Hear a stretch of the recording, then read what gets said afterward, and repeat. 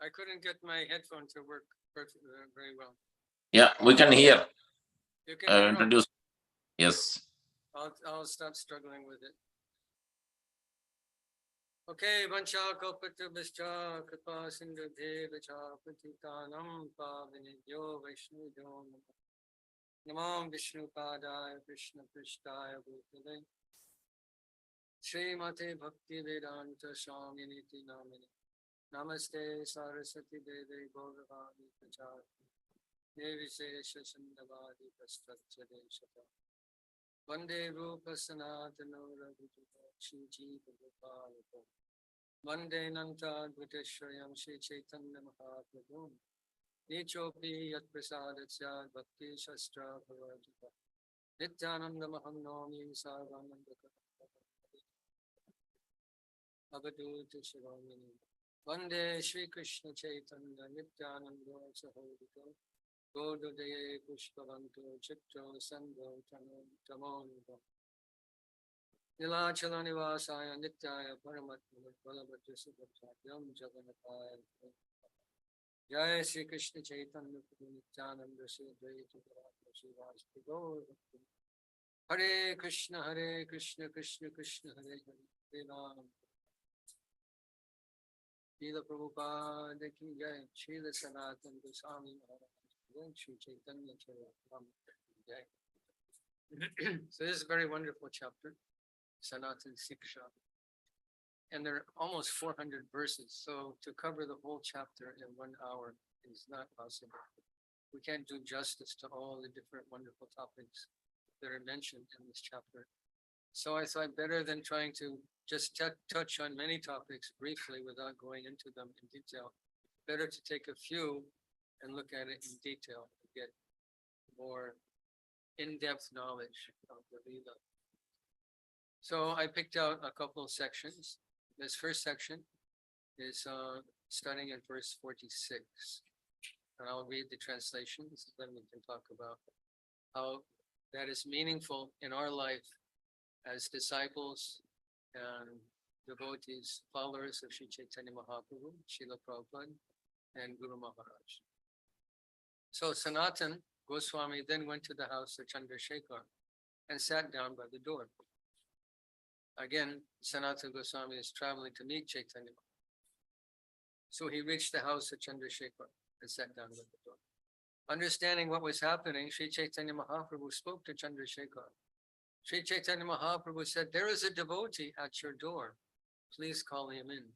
Going outside, Chandrasekhar could not see a devotee, a Vaishnava, at his door.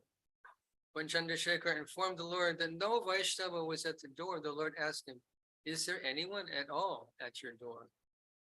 Chandrasekhar replied, "There is a Muslim mendicant." Sri Chaitanya Mahaprabhu immediately said, "Please bring him here." Chandrasekhar then spoke to Sanatana Goswami, who is still sitting beside the door. "O Muslim mendicant, please come in. The Lord is calling you." Sanatana Goswami was very pleased to hear this order, and he entered Chandrasekhar's house. As soon as Sri Chaitanya Mahaprabhu saw Sanatana Goswami in the courtyard, he immediately went up to him with great haste. After embracing him, the Lord was overwhelmed with ecstatic love. As soon as Sri Chaitanya Mahaprabhu touched Sanatana Goswami, Sanatana was also overwhelmed with ecstatic love. In a faltering voice, he said, "O Lord, do not touch me." Shoulder to shoulder, Sri Chaitanya Mahaprabhu and Sanatana Goswami began to cry unlimitedly. Chandrasekhar was very much astonished to see this. This is verses 46 to 53. So what is the difference between the vision of Sri Chaitanya Mahaprabhu and Chandrasekhar? It's explained that because Chandrasekhar was a Kanishta devotee, a beginning devotee, when he looked outside his door, all he saw was a Muslim mendicant. But who is that so-called Muslim mendicant? The Lord's beloved devotee, eternal associate, eternal Nitya Parishat, Sanatana Goswami, who by external vision appeared to be a Muslim mendicant. He had a beard, he's wearing ragged clothes, maybe a kufi on his head. He's looking like a Muslim mendicant. And Chandrasekhar looked at him and by external vision said, "Oh, this is no Vaishnava." Because he is judging a person by dress. So we should not make the same mistake in our relationships, in our sanghas. Dress has its place, but the dress does not make the person. Dress does not make the man, it does not make the woman. Someone may be dressed in dress shirt and slacks, regular Western attire, and be more Krishna conscious than a person with tilak and shika and dhoti or sari. The dress doesn't make the person. We accept Vaishnav dress because it helps us cultivate sattva gun. Dhoti is most practical dress for a man. It's very chaste. It's not like tight-fitting jeans to show off your strong, manly legs. It's a dhoti. Covers the bottom part of your dhoti, body. One size fits everybody. Very convenient, clean, easily to wash. Dhoti actually comes from the word dhota, which means to cleanse. So dhoti, you throw it in the washing machine, it's very easy to clean. Dip it in a bucket of water, it's very easily clean. One size fits everybody. It's chaste, it's inexpensive. It's been in fashion for thousands of years. Material fashions change like the weather. Something I remember when I was growing up, people were wearing stacks. You probably don't remember stacks, any of you. Stacks are these shoes with big high heels. So it makes you appear to be 3 inches taller than you actually. Stacks and bell-bottom pants. And that was cool. But who wears stacks and bell-bottom pants? Nobody wears. Fashion is always changing, but this fashion of dhoti and sari is practically speaking changeless. They wear this attire in Goloka. So same thing with ladies' dress. One sari fits everybody. Tall lady, short lady, fat lady, skinny lady, old, young, beautiful. Doesn't matter. One size fits everybody. It covers the body adequately to not display bodily contours to agitate the mind of the opposite gender. This is, practically speaking, very appropriate and practical way in which to dress the body, because human society means to dress the body. But it doesn't make the person a devotee. Any rascal, meat-eating, smoking, liquor drinking, woman hunting person can put on a dhoti. That doesn't make him a devotee. The dhoti doesn't make you a devotee. The sari doesn't make you a devotee. What makes us a devotee is our relationship with, especially with Sri Guru and with the Lord. This is internal.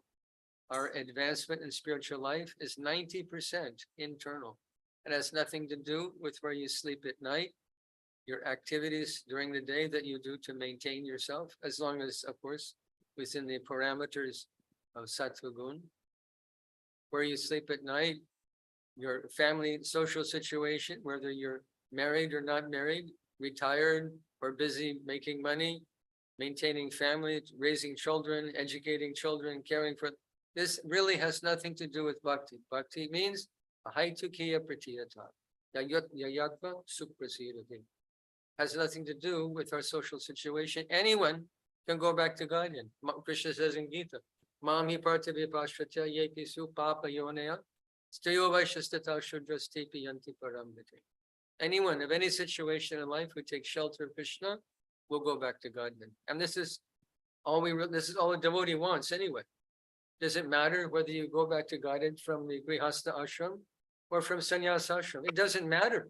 You're going back to Godhead. This is our prayojana. This is our highest aspiration. This is what we want in life. This is why we practice sadhana, to go back to Godhead. And that is available to any sincere devotee. So by devotee's option, we may take dress in traditional Vaishnava dress, or we may wear Western dress, as is appropriate. If you're going to offer arati to the deities in the temple, then traditional Vaishnava dress is required. There is a tradition. It's not that we reject tradition in the name of modern fashion. But modern fashion isn't an obstacle to our progress in spiritual life. If you're going to work, if you're working in office and you show up with tilak and big kanti mala and chadar and dhoti, kurta, chappal, they say, what happened to you? Go home and get dressed properly, then come to work. They won't appreciate it. Similarly, if you want to offer arti, you can't offer arti wearing your slacks or your party dress, whatever it is. There's an appropriate way to dress. So Chandrasekhar was judging the person by his dress, and we should be careful not to judge people by their external dress, especially when new people come to the temple. They may be inappropriately dressed. They may even be intoxicated. If they're out of line, intoxicated, send them home. But if they are disallowed from coming to the temple, how will they become better? We should give them simple instruction that there's a dress code here. You please dress appropriately. We'd love to have you come. We appreciate that you've come to our temple, but you please dress appropriately. But don't judge people just based on dress. Because there was a day, at least in my life, I haven't worn dhoti my whole life, certainly. And most devotees are in that category. We didn't grow up, we weren't so fortunate to grow up in devotee families where we're wearing dhoti. Like you see these little kids, 2-year-old babies wearing dhoti and sari. From birth, as soon as they can walk practically, they're wearing dhoti sari. So wonderful. We may not be so fortunate.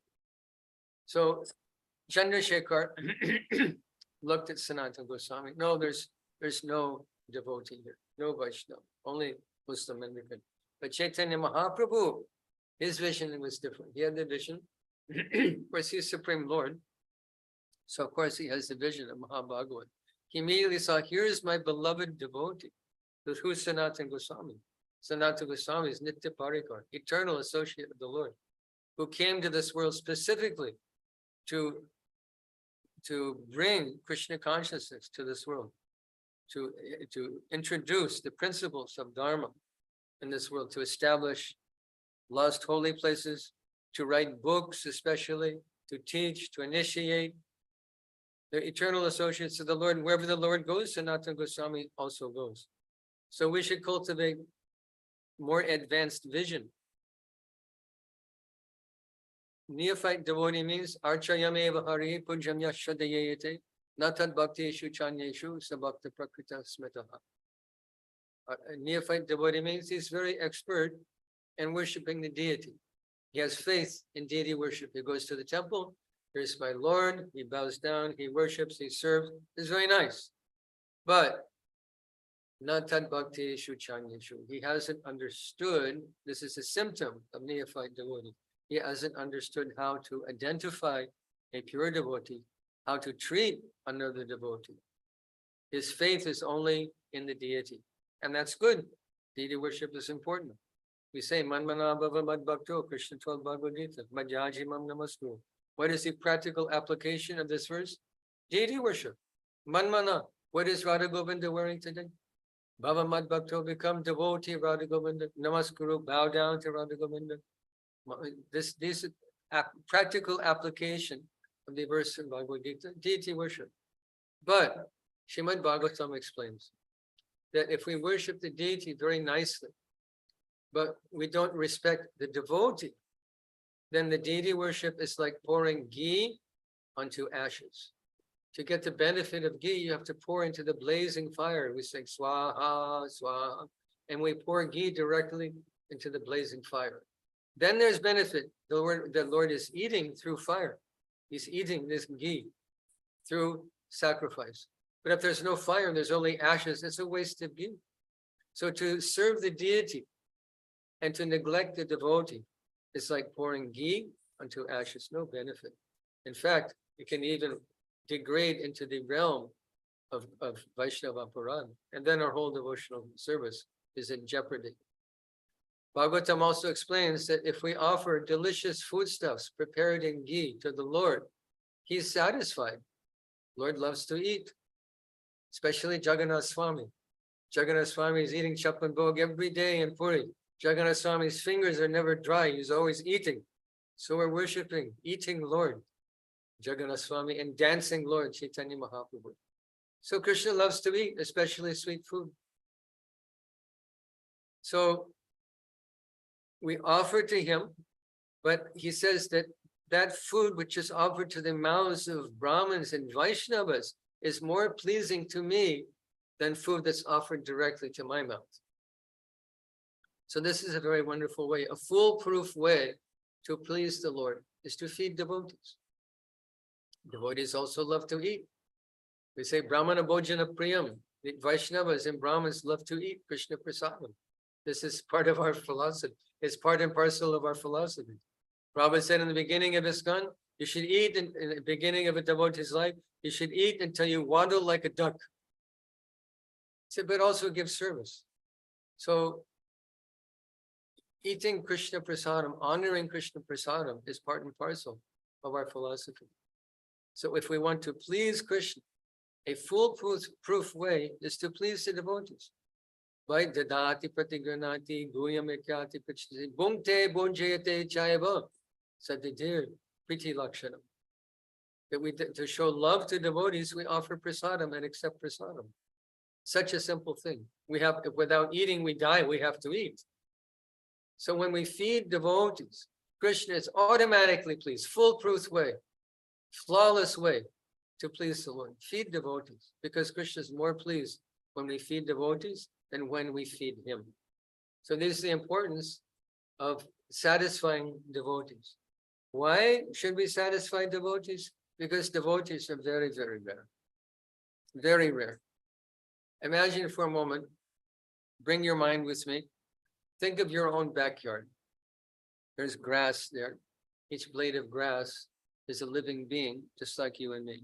There's worms in the earth, there's insects and ants and protozoan life, and there's birds and lizards, all hundreds of thousands, maybe millions, maybe trillions of living beings just in your backyard.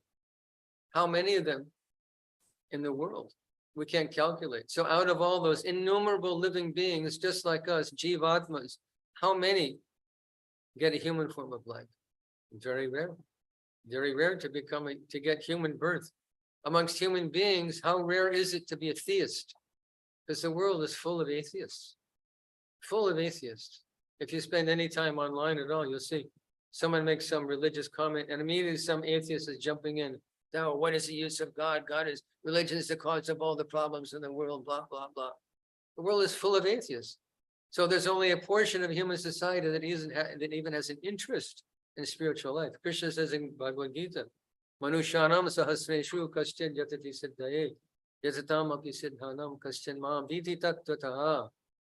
That out of thousands of men, only one will take an interest in spiritual life, who even can ask relevant questions. Who am I? Why am I in this world? What is this world? Is there a God? Do I have relationship with God? Most people never conceive of these questions. They never ask. They're like animals. They're walking on two legs, but they're like animals. Dvipat pashu. Their life is not different from the life of an animal. Be eating, sleeping, mating, defending. Ahara nadya bhaya maituram cha. That's their only interest in life. They're animals. They can't ask these questions. So to ask these relevant questions makes one a jnani, thoughtful person. So Krishna says, out of thousands among men, one will ask relevant questions. 1,000 of those jnanis, only one becomes a devotee. So how rare is it to become a devotee, a Vaishnava? How rare still is it to come? Because there's many Vaishnava sects also. Ramanuja Sampradaya is there, Madhva Sampradaya. All different Vaishnava sects are there. 4 Vaishnava Sampradayas are there. How rare is it to come to Chaitanya Mahaprabhu's movement? Rarer still, how rare is it to come to the shelter of Srila Prabhupada? Devotees in ISKCON are very, very rare souls. So we should look like, we should see like that. We should worship Vaishnavas. We should bow down to Vaishnavas. This is not just a formality that we see devotees and we bow down. We should heartfelt be joyful to see. I'm so fortunate to see a Vaishnava. Actually, Shastra says that if you're not joyful when you see a Vaishnava or a Vaishnavi, then this is an offense. It mentions from this category, very slight category of offense, to the greatest offense of murdering a Vaishnava. All are considered to be offensive. So we should be joyful when we see such a rare soul as a Vaishnava, a chanter of the holy name, a worshipper of Chaitanya Mahaprabhu. So devotees are very, very rare. Lord says in Srimad Bhagavatam, Nami Bhakta Shatur Vedi Mad Bhakta Swapacha Priya Tasmai Jayam Tato Grahyam Sacha Pujo Yatakyaham. Lord Krishna said, even though a person is a very learned scholar in these Sanskrit Vedic literatures, He is not accepted as my devotee unless he is in pure devotional service. However, even though a person is born in the family of dog eaters, he is very dear to me if he is a pure devotee who has no motive to enjoy fruits of activity or mental speculation. Indeed, all respect should be given to him, and whatever he offers should be accepted. Such devotees are as worshipable as I am. This is a quote from Hari Bhakti Vilas, chapter 10, verse 127. Lord saying, their devotees are as worshipable as me. Do we treat each other like that? Ask yourself. Do we have, snippy little conflicts with other devotees? Give it up, because it's aparad. It's an obstacle to our happiness. It's an obstacle to our progress in bhakti. Give up envy of Vaishnavas.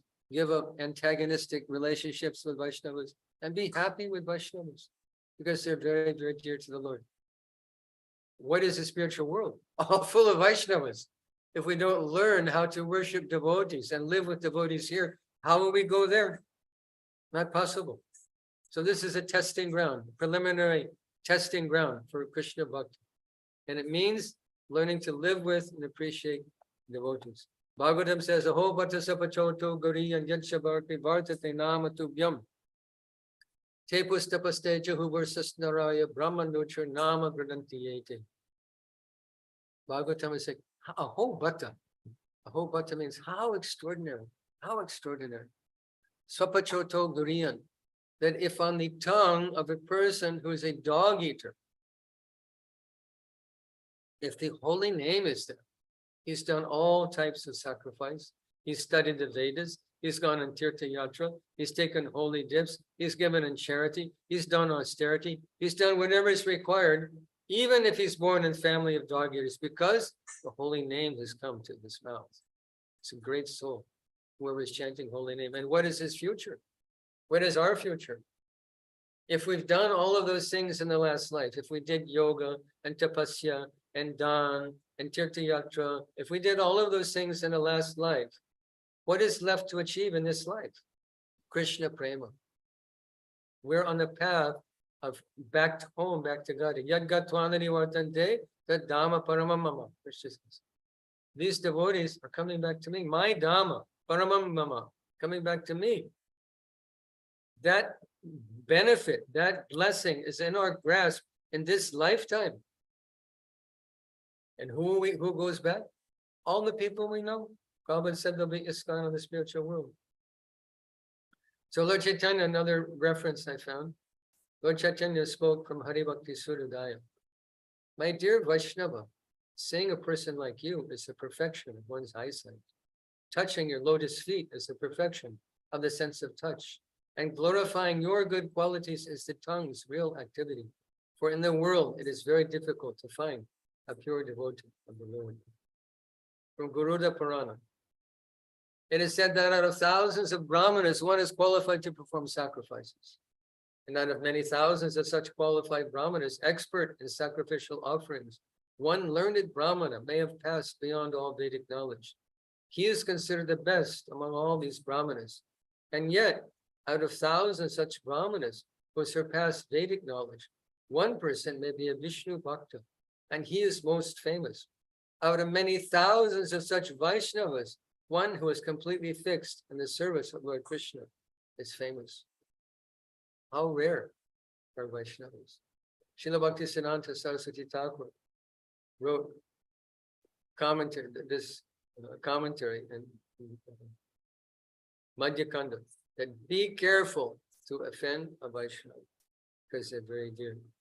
So we have to be like Lord Chaitanya. He's looking at Sanatana Goswami and he's seeing Nitya Parikar, eternal associate. And Chandrasekhar is seeing, oh, he's some Muslim mendicant at my door. What's he doing at my door? Who is this guy? Chaitanya Mahaprabhu was embracing chest to chest, even though Sanatana Goswami's body, he was bathing in one place and his body became infected and was oozing pus, oozing serum from his body. He's saying, don't touch me, Lord, don't touch me. Mahaprabhu just embraced him. All the souls went away. Face to face, chest to chest, loving embrace, tears streaming, so much love because of understanding who is Sanatana Goswami. And Chandrasekhar, or who is this? Who is this person? So Srila Bhaktivinoda Thakur wrote, in other words, not only should we not offend devotees, but we should not even criticize devotees. Because mostly we don't offend each other much. But criticism, especially when that person is not present, criticism happens. This is also a great obstacle to our progress in spiritual life. So Srila Bhaktivinoda Thakur wrote an article entitled Vaishnava Ninda, Criticism of Vaishnavas. Srila Bhaktivinoda Thakur quotes a very rare reference from a literature called Nama Tattva Ratnamala. These are two verses quoted by him, and these verses deserve careful attention. These two verses are as follows. There are three types of false devotees. One, those that were seen in them before bhakti arose in their lives. Who didn't have faults? Especially Western devotees. Meat eating, intoxication, illicit, the whole thing. Full of faults, nothing but faults. Doshanide, full of faults. So to criticize a devotee because of their previous life's activities is a great offense. Faults that are remaining in them in minor degrees as they're being cleansed through bhakti. So we come to bhakti yoga, the path of Krishna consciousness, and there may still be some hint, some trace of attachment for material life, attachment to sense gratification, attachment to some kind of bad habit. One should not criticize a devotee for this because they're being cleansed. Example is, if someone is in the shower taking bath, is it right to criticize them? Oh, you're so dirty, but I'm in the shower. Why should we criticize someone for being dirty if they're bathing, if they're doing something about the bodily dirt? So why should we criticize a devotee if there's some imperfection in the life, some remnant of attachment to material life, some scent of bad habit in their life? Don't criticize, because it may come to you also. Be careful. And this is also true. If you're always thinking about a person's sinful life, what they may be doing, then that same mentality will come to you. So be careful. So we should not criticize a devotee for his past, not criticize a devotee for what fault may remain in his life in spite of taking up the path of bhakti. And the third thing, those rare faults that arise accidentally due to providence, they should never be deliberated upon or criticized by anyone. Even though a devotee may be in the path of auspicity, he may be on the track, on the way back home to Godhead, but due to providence, due to some offense, due to circumstance, his own karma, he may fall down. You may fall down.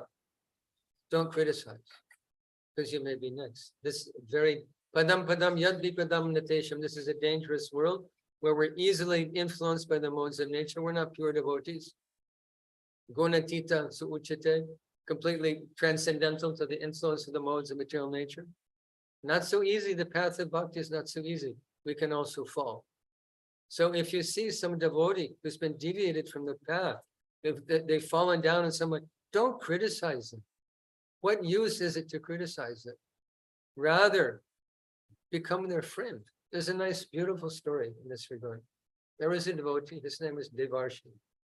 He was staying in a Los Angeles temple in Los Angeles, California. And apparently, he had made some serious offense. I don't know the details, but to the extent that the temple president threw him out of the temple. Get out, you're a rascal, you're an operati, you're a sinner, get out, we don't want to see you, don't come back. Very harshly treated. And he called the next temple down the road, Laguna Beach, or San Diego temple, I think it was. Next temple is Laguna Beach, but Devarshi was headed to San Diego. So the temple president called the temple president in Los Angeles called the temple president in San Diego and says, Devarshi may be coming to your temple. Don't allow him in. Kick him out. He's a rascal. He's an operati. Don't allow him in. Came down so heavy on him. Srila Prabhupada was in San Diego at that time. And he heard about this. Devarshi had arrived and there was some controversy, there's some upheaval in the temple administration. So when Srila Prabhupada heard that this devotee, Devarshi, was having a hard time in his spiritual life, Prabhupada said, let him travel with me. He didn't push him away, he brought him closer. This is how we should deal with devotees who are having a hard time in their spiritual life. Because you may be next. No telling. Don't think we're beyond the influence of the modes of material nature. We're not. We can also fall.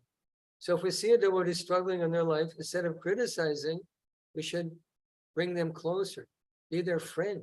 Listen to them. Hear them. Let them cry on your shoulder, as we say in English.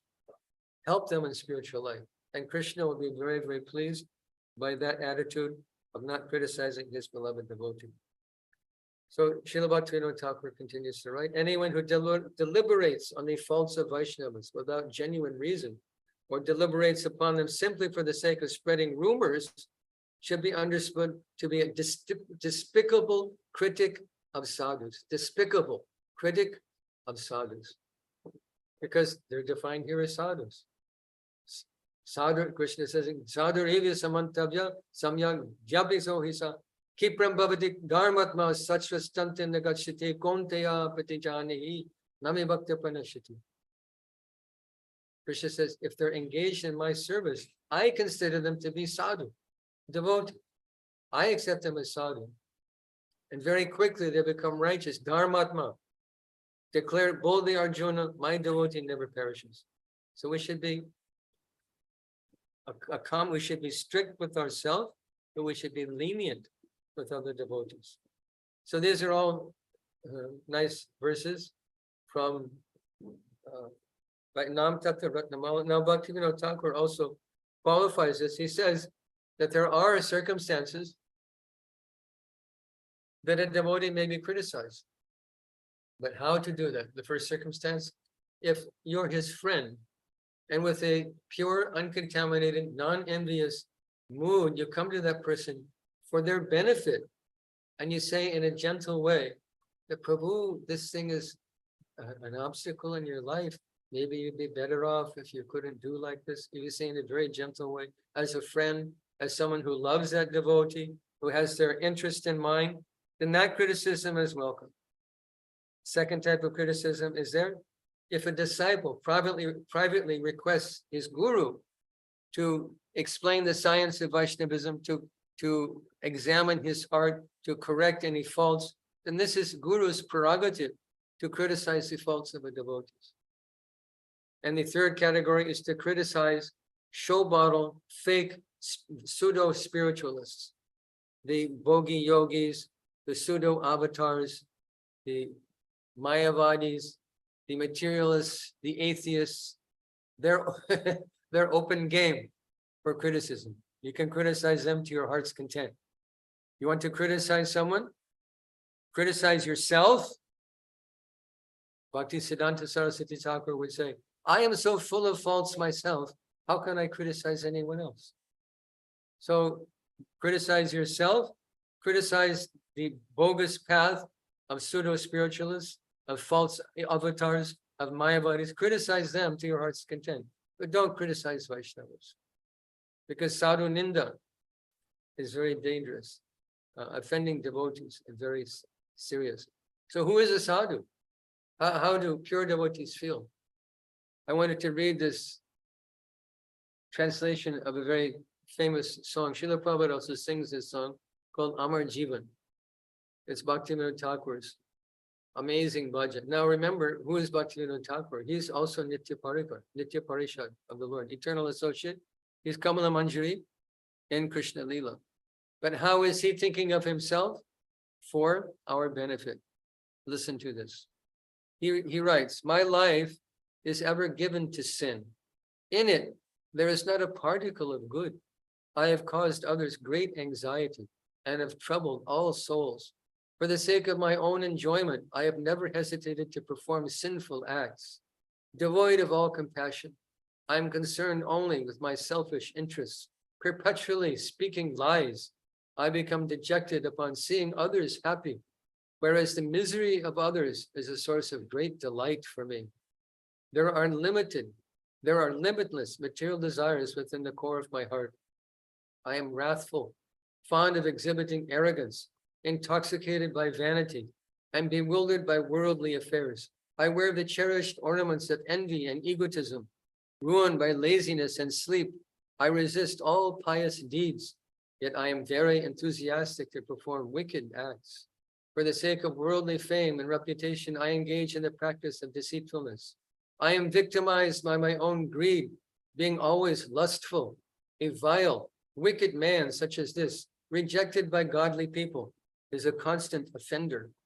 Devoid of all good works, forever inclined toward evil, he is worn out and wasted by various miseries, now in old age, deprived of all means of relief. This humbled and poor Bhaktivinoda submits his tale of grief at the feet of the Supreme Lord. Can you imagine? Who is he describing? Is he describing himself? Or is he making this bhajan that we can be introspective and look at the negative qualities in our own life?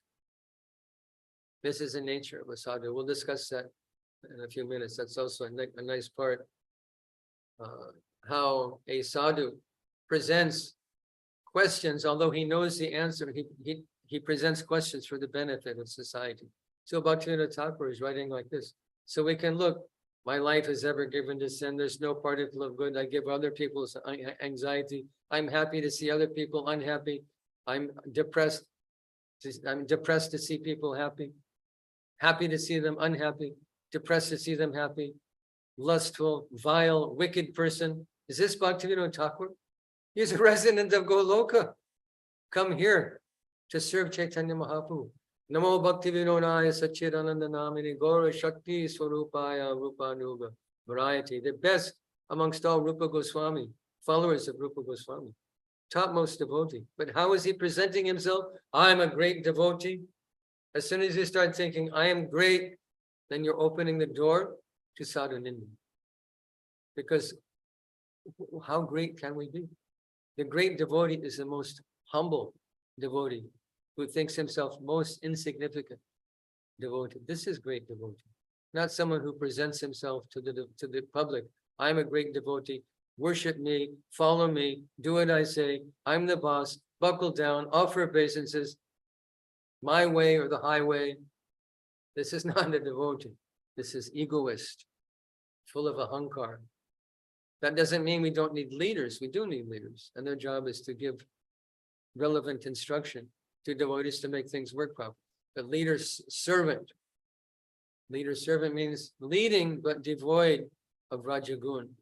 This mood of I'm better than everyone else. This is to be rejected. Therefore we bow down to Vaishnavas. We worship Vaishnavas in the mood of humility. We touch the feet of Vaishnavas and beg their mercy. This is how we make progress in spiritual life. So Bhaktivinoda Thakur comments, Srila Bhaktisiddhanta Saraswati Thakur comments, we should always remember this song and engage our mind ceaselessly in Hari Bhajan. We should not run around attacking others with dissuading policy. Such contact behooves only deceitful persons and not preachers. So if we want to be a preacher, we should be recognized by the Lord. We should have power of attorney, blessing of the Lord to represent him. You can't just decide I'm going to become a preacher. You have to have power of attorney, blessing from the Lord to preach Krishna consciousness. Krishna Shakti Bina Nahi Tar Pavrita. Unless one is blessed by the Lord, he cannot spread the holy name. And these are the qualities. Becoming free from these qualities is the qualification that attracts the mercy of the Lord, that we may become empowered by him to represent him. So this is very important thing, how to see devotees, how to recognize different qualities of devotees, and how to respect devotees. Now, Sanatana Goswami, Chaitanya Mahaprabhu asked him, you please get yourself shaved. Srila Prabhupada said, in this ISKCON society, we're famous as being shaven-headed. Now, does that mean that if you're a grihasta and you're going to the office or you're running a business that you have to shave your head? No, it doesn't. But it means you should look like a gentleman. Keep your short hair, well-groomed, and no beard, no mustache. Someone said, but Prabhupada had mustache. There's pictures of Prabhupada, big mustache. But when he was initiated, he shaved it off. So Prabhupada said we're famous to be shaven, clean shaven. Some people grow their beard, but how will that help you in Krishna consciousness? By growing a beard, you'll become more advanced in spiritual life. By letting hair grow on your face, you'll become more advanced in spiritual life. Impossible. So Prabhupada said clean shaven. He comments in this section when Sanatana Goswami was instructed, please go get yourself shaved. Prabhupada comments in that way. And he noticed that Sanatana Goswami was wearing a very expensive woolen blanket that was given by his son and his brother-in-law named Sri Kanta. Sri Kanta was married to Sanatana Goswami's sister. And as he was traveling, he gave him a very beautiful, expensive blanket. So Sanatana Goswami presented himself to Sri Chaitanya Mahaprabhu in nice Vaishnava dress, freshly shaven, tilak. But Lord Chaitanya was looking at the blanket. And Sanatana Goswami could understand that this is inappropriate for a renunciate to have such an opulent possession. Now, why is that? Sarva-bhauma Bhattacharya prayed to Lord Chaitanya about Lord Chaitanya. Vairagya Vidya Nija Bhakti Yoga Sikshartameka Purusha Purana Shri Krishna Chaitanya Sharira Dhari Kripambuja Yastamaham Prabhadya. That I surrender to that Supreme Personality of God, the oldest of all, who is an ocean of mercy, who came to teach Vairagya and Vidya, knowledge and detachment. So for sannyasi, Sanatana Goswami was taking the dress of sannyasi. For sannyasi to wear opulent clothes, to eat opulent food, to have opulent lifestyle, bank balance, money, all these things is inappropriate. Now for other ashrams, there's nothing wrong. Say for example, if you go to Mangal Arti, and one of the brahmacharis is wearing a big, heavy gold chain, diamond ring, he's talking to a woman on an expensive iPhone, $1,000 iPhone, what will you think? What kind of brahmachari is this? He is a cheater. Where is he getting the money? This is cheating. Now, if a grihastha, a devotee, is wearing expensive jewelry, diamond ring, gold, expensive phone, talking to a woman, talking to his wife, you think, oh, here's a successful man. Please join our Bhakti Vriksha temple. Please join our group. Please join our temple. Would you like to donate for Sunday feast? Would you like to donate for building TOVP, for distribution of books? We would appreciate his wealth because it's appropriate for his ashram. Whereas the same wealth is inappropriate for another ashram, for sannyas ashram, brahmachari ashram. So these things should be understood in reference to ashram also. It's not that grihastha should empty his bank account and give all the money to the temple because he has a family to support. This is also important understanding. Srila Prabhupada instructed that you give 50% of your income, following the example of Sanatana Goswami and Rupa Goswami, who were very, very wealthy. Chaktva Tornamashesha Mandalapade Shainim Siddha Tuchavat. They give up everything. Tuchavat is useless. Even though they're Mandalapati, very wealthy, influential person, they gave up their money. How? 50% they gave for the service of the Lord, for the mandir and Vaishnavas. So in this age, if you give 50% of your gross income, you may not be able to pay your bills. So what does it mean? What does that 50% mean? It means 50% of discretionary income. Let's say at the end of the month, all your bills are paid.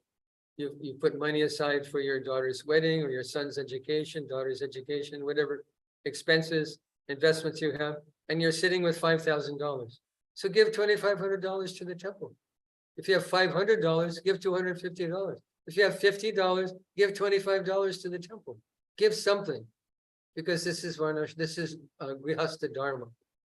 The whole Varnashram system exists in the back of Grihastha Ashram. Sannyasis aren't working, brahmacharis aren't working, not supposed to anyway. Vanaprasthas have renounced, they're retired. So where does all the financial prosperity come from for our temples and preaching projects? From the Grihastha community. So we should give something. Srila Prabhupada recommended 50%, but do as you're able. Because Krishna sees not what you give, but what you hold back. If a man can give 50,000 and only gives 500, Krishna sees. And if you can't even give 50 and you give 50, Krishna sees that also. What is our wealth in this material world? Our wealth is what we've given to the Lord, not what we keep for ourselves. Whatever you have in the bank, you have in the bank. That's not actual wealth, because money is meaningless until you spend it for something. It's just an idea. It's a piece of paper. It's a bank balance. It's a digital report you see on your computer screen. It's meaningless until you spend it.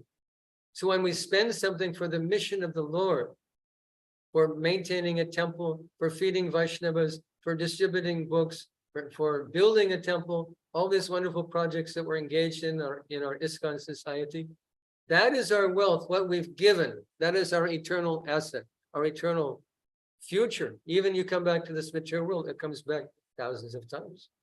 A thoughtful person understands that if you want to be opulent in the material world, you're not ready to go back to Godhead, then do charity for Vaishnavas, and you'll get extraordinary benefit in your next life. So, Prabhupada said we should give 50%. This is also Vairagya. Vairagya for Grihastha Ashram. Vairagya for Sannyas Ashram means don't wear, Sri Chaitanya Mahaprabhu instructed Raghunath Das, don't wear opulent clothes, don't eat opulent food, don't talk prajalpa. So these instructions are also applicable for Grihastha Ashram to some extent, but especially for Sannyas Ashram. So when Chaitanya Mahaprabhu sees Sanatana Goswami's blanket, he's displeased. So Sanatana Goswami goes down to Ganga and he sees some mendicant wearing an old torn blanket. He said, please take my blanket and give me yours. The guy thought Sanatana Goswami was crazy. Thought, you're teasing me? You're joking with me? No, no, no. Please take this blanket and give me yours. So he came back with the torn quilt, Katha. Katha means a quilt of rejected pieces of cloth, torn dhotis, torn up kurtas. They sew it together and make one blanket out of it. This is called Katha. So when Sanatana Goswami came back wearing Katha, Sri Chaitanya Mahaprabhu smiled and was happy to see this renunciation that was appropriate for his ashram. And later on, up in verse from 102 to 105, there's also a very nice discussion. Sanatana Goswami asks, K. Ami, who am I? Why do the threefold miseries always give me trouble? If I do not know this, how can I be benefited?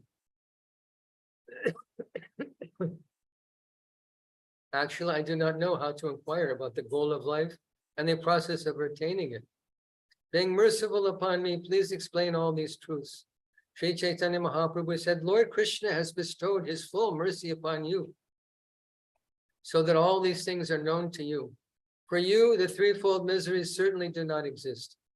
Since you possess Lord Krishna's potency, you certainly know these things. However, it is the nature of a sadhu to inquire. Although he knows these things, the sadhu inquires for the sake of strictness. So Sanatana Goswami is liberated soul. He's playing the part of a conditioned soul.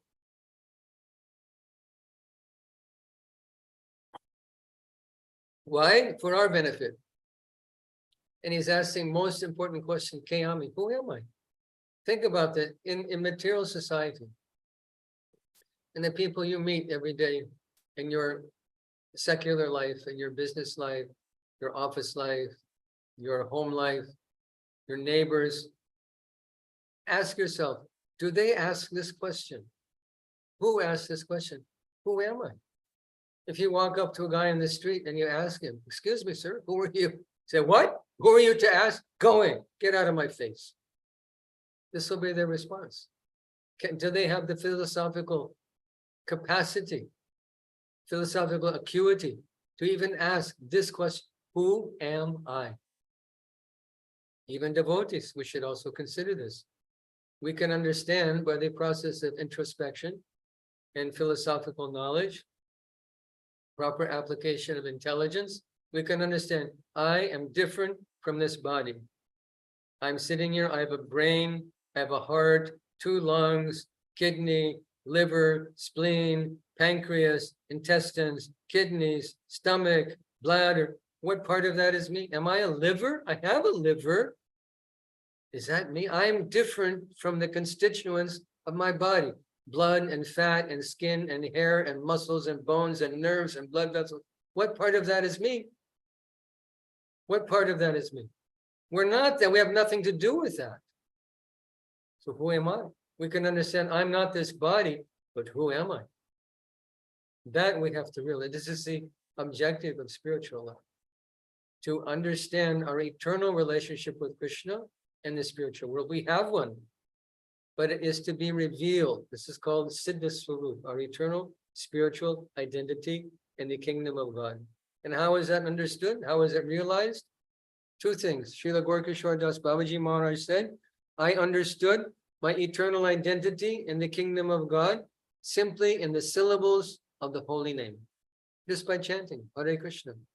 Everything comes from holy name. Nam namakari bahuda nija sarva shaktis tattarakita niyamita smarane nakala. Itadashi tava kripa bhagavan mamapi dodaiva middishamiha jani nanduraga.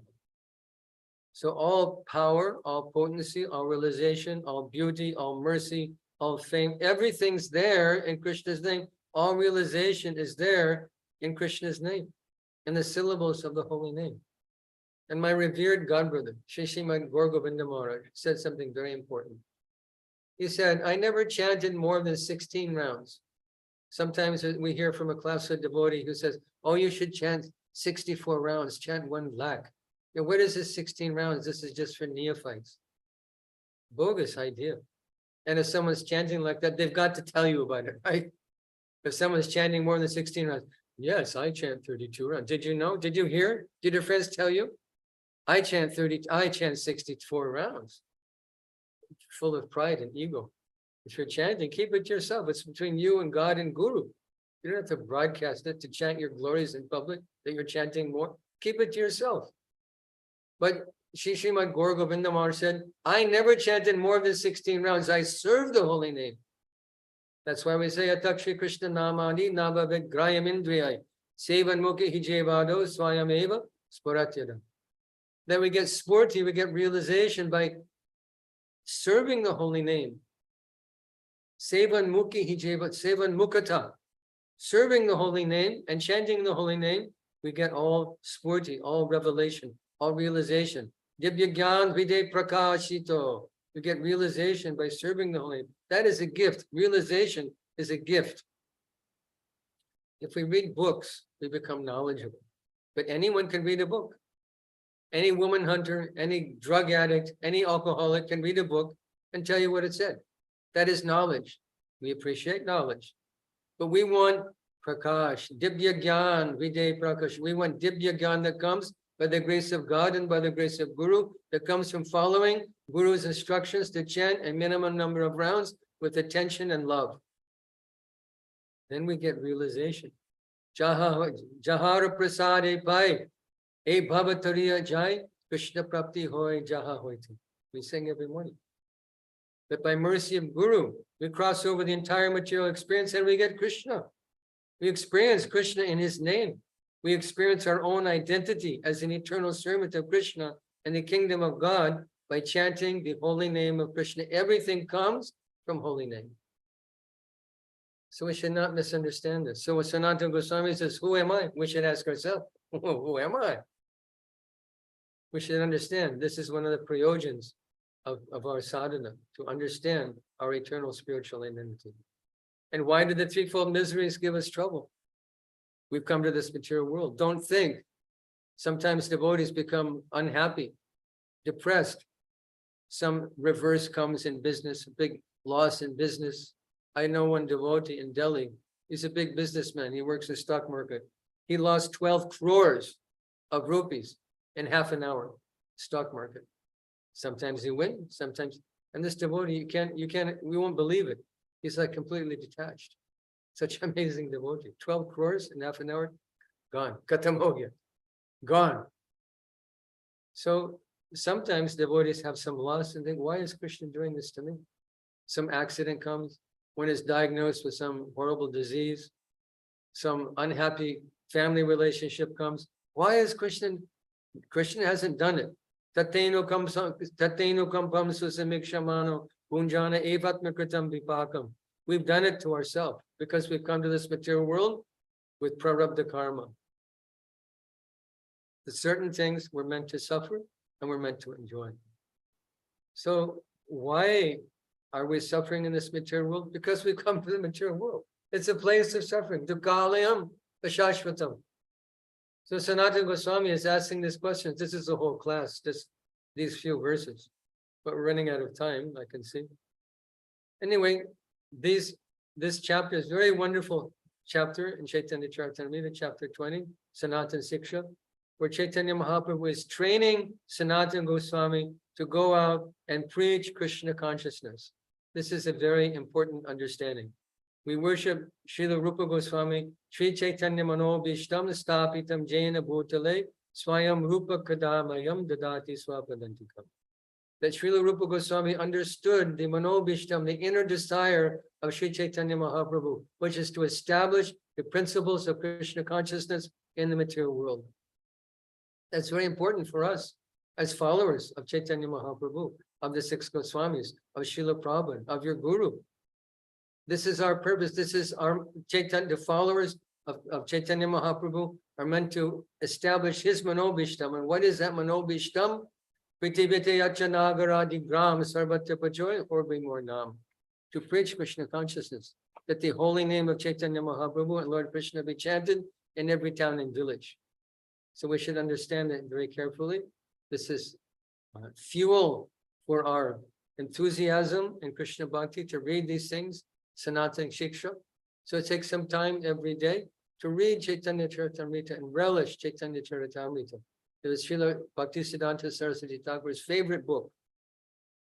He said, if there was a great disaster and Bhagavad Gita and all the books in the world were destroyed, if there's Chaitanya Charitamrita, no loss. If all the books of Bhagavad Gita and all the books in Chaitanya and Srimad Bhagavatam were destroyed, no loss. If there's Chaitanya Charitamrita, his favorite book. And Srila Prabhupada also, this book was very, very dear to Srila Prabhupada, and he made an arrangement to have it published for the benefit, for your benefit, for my benefit, for the benefit of the world. If we don't read it, we're ungrateful. Prabhupada sacrificed his time, his life, his energy to translate these books. If we don't read, we're very, very ungrateful. So please excuse me. There's so many different topics that could have been talked about. I decided to talk about 2 or 3 in a little depth. Maybe another person can take the same chapter and pick some other topics because there's so many wonderful things in this chapter. Sanatana Siksha. Pancha kalpatubhishta kripa sindhubhe vicha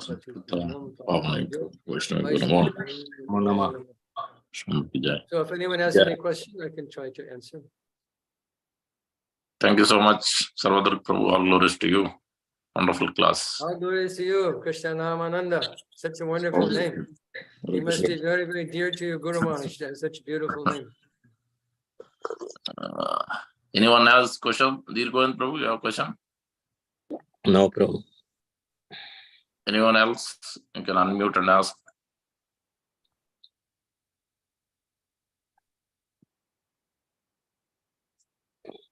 Looks like everybody understood. Thank you, Okay, Prabhu. good. Again. We'll see you again. Chaitanya Charitamrita ki jai. Ki jai. Krishnadas Kaviraj Goswami ki. Jai. Goswami ki. Jai. Ki Guru Purnima ki jai. Jai. One thing on Guru Purnima, take time to meditate on your good fortune that you have a bona fide spiritual master. You're vastly fortunate. So on that day, offer some puja to your Guru, make some special little preparation, and reflect on your good fortune to have Guru in your life. Because without Guru, there's no question of going back home, back to Godhead. Okay, thank you. Hare Krishna, Srila Prabhupada ki jai. Hare Krishna. Quick announcements. Hare Krishna. Today we are celebrating Lord Jagannath return Rath Yatra, Boda Yatra, in the evening 5 to 6 at our temple. Please join. 5 to 6 and 6 to 6:30 is the main Aarti. You can sponsor Aarti, Maha Aarti. for Lord Jagannath at 6 to 6:30, and then followed by class, regular program. And then this tomorrow is the Sanatana Goswami disappearance, as we just heard. No fasting prescribed, but you can fast if you like to. And then the Chaturmasya is starting, first month of Chaturmasya is starting tomorrow, fasting from leafy vegetables, especially spinach, any other ones that current your own way you can consider or not, but spinach is for sure is considered a fast from leafy vegetables. If you are following Chaturmasya, if you are not, it's okay. And then the Purushottam months, very, very important. Purushottam month is starting from July 17th to August 15th. Monday, July 17th to August 15th is 1 month of Purushottam months, Adhik Mas. Very, very important month for increasing our devotion service to get the bhakti credits. This is the topmost month. So please try to increase your devotion service. So the Chaturmasya first month will go from 3rd to July 16th. And then again, it will continue after Purushottam month. The first month will continue from August 15th again. It goes on, then the second month will start. So we have to stop for a month of leafy vegetables from July 17th to August 15th. Then again, we have to stop. Yeah, during Purushottam months, if you want to take, you can take leafy vegetables. So that is the instruction we are getting. Thank you very much. See you all in the evening. Vandana Srimad Chaitanya Charitamrita ki Jai. Jai. Jai.